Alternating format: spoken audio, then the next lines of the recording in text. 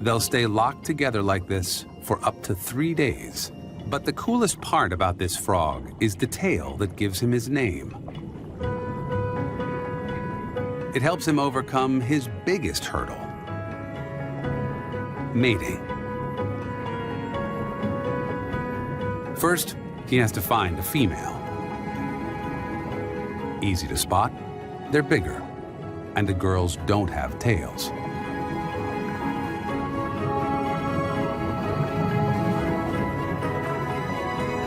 When you find a gal like this, you don't want to let her go.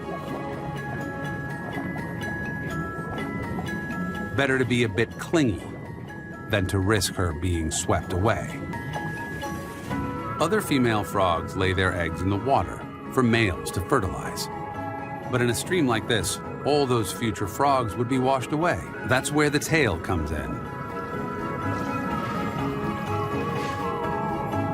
Surprise, it's not a tail. This is one of the only species of frogs that fertilizes internally. It's a silent ritual. They can't croak or even hear, but they'll have plenty of time to get to know each other.